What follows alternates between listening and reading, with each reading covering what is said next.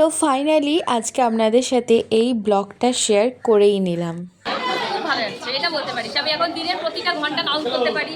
এই 1টা বাজছে, রাত 2টো বাজছে, 3টে বাজছে, 4টে বাজছে, সকাল 7টা বেজে গেল। Hi everyone, welcome back to my another blog. At least রুবির মেয়ের বিয়ে হওয়ার আগে আমাদের এই ব্লগটা শেয়ার করে ফেলাই উচিত। এটা প্রায় 1 বছর আগের ভিডিও, যেদিন ছিল রুবির মেয়ের অন্নপ্রাশন। তো আমি এই দিন সকালবেলা গিয়েছিলাম দিদার বাড়ি, মানে ফিরেছি দিদার বাড়িতে, কারণ গিয়েছিলাম কাকিমার বাড়িতে। সকালবেলা তাড়াহুড়ো করে উঠে দিদার বাড়ি চলে এসেছি, কারণ ওর মেয়ের অন্নপ্রাশন ছিল। আর এই যে এদিকে আমি রেডি হয়েছি আর শাড়ি ফাড়ি পরে এবার দিদার বাড়ি থেকেই এই যাব ওর মেয়ের অন্নপ্রাশনে। আর এই যে এখানে আমি শাড়ি পরেছি, আর এই শাড়িটা আমার খুব পছন্দের, আমার স্পেশাল একজন গিফট করেছিল। যতবারই পরি ততবারই মনে হয় যে আবারও পরবো। আর তখন আমি বেশ অনেকটাই মোটা ছিলাম, আর আমার বোনটা পিছন থেকে কী সব করে যাচ্ছে। তারপর ফাইনালি আমি আর অনু বেরিয়ে পড়েছি বাটার রিভার সাইড।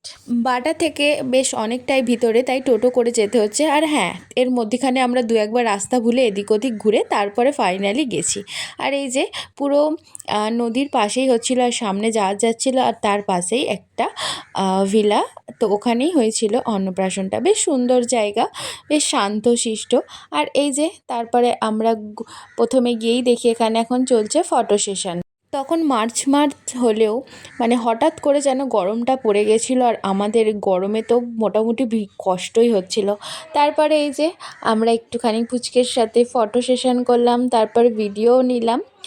আমরা গেছি প্রায় 1টা বেজে গেছে, মানে অনেকটাই লেট হয়েছে, যেহেতু বাড়ি ছিলাম না, কাকিমার বাড়ি আগের দিন পুজো ছিল, তো সেই সব মিলেই। তারপরে এই যে আমরা ওপরটায় দাঁড়িয়েছিলাম, আর নিচে হয়েছিল খাওয়া দাওয়ার ব্যবস্থা। আমরা আর নিচে নামিনি, কারণ প্রচুর গরম হচ্ছিল, তাই এখানেই ব্যালকনিতে একটুখানি বসে আড্ডা ফাড্ডা দিচ্ছিলাম আর কি। গরমে খুবই বাজে দশা আমাদের, প্রচুর যেন হঠাৎ করে গরমটা পড়ে গেল। নদীর ধারে আছি, তাও হাওয়া নেই। আর এরপর দেখা হলো শঙ্খদা আর অর্পিতার সাথে, ওরা আমাদের পরেই এসেছিল। নতুন বউ, নতুন বর, কিন্তু একটাই দুঃখ, আমাদের বিয়েতে নিমন্ত্রণ করেনি। তুই এইটা করতে পারবি আমি বুঝতে পারিনি।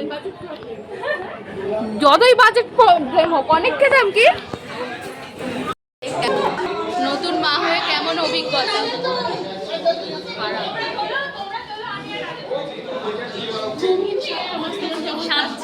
খুব ভালো যাচ্ছে এটা বলতে পারিস। আমি এখন দিনের প্রতিটা ঘন্টা কাউন্ট করতে পারি।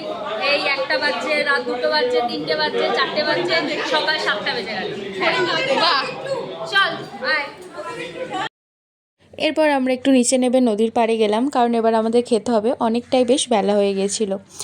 আর ভীষণই গরম ছিল ওখানটা, তাও একটু হাওয়া ছিল, বেশ ভাল লাগছিল। আর এই যে এখানটা তারপরে আমি আর অনু এখানে একটা পার্সোনাল গসিপ করলাম, যেটা পাবলিক একদমই করা যাবে না। হ্যাঁ, তবে টপিকটা ছিল টোটালি ডিফারেন্ট, এর সাথে কিছু রিলেটেড না। আর এই যে তারপরে আমরা খেতে বসে গেছি, আর এই হলো মেনিউ কার্ড। তখন বেশ বেলা গড়িয়ে গেছে, ওই 3টের আশেপাশে হবে, আর পেটে তো ইঁদুর দৌড়াদৌড়ি শুরু করে দিয়েছে। স্বাভাবিক, মানে এতটা বেলা হয়ে গেলে তো খিদে পাওয়ারই কথা। আর রান্নাগুলো ভীষণই সুন্দর হয়েছিল। আর এই যে খাওয়া দাওয়া করে তারপরে আমরা বেরিয়ে পড়লাম। আমাদের ব্লগ এন্ড। কটা বাজে এখন? 4:20 বাজে। আর একটু তাড়াতাড়ি আসতাম, কিন্তু ওখানে ওই যে দুপুর মানে 4টে বাজতে তখন গাড়িটা অতটাও অ্যাভেলেবেল ছিল না, তাই। আর ভিডিওটা শেষ করার আগে আপনাদের সাথে অন্নপ্রাশনের দিনের কিছু ফটো শেয়ার করলাম। তো ভিডিওটা কেমন লাগলো অবশ্যই কিন্তু জানাবেন। দেখা হবে খুব শিগগির নতুন একটা ভিডিওতে।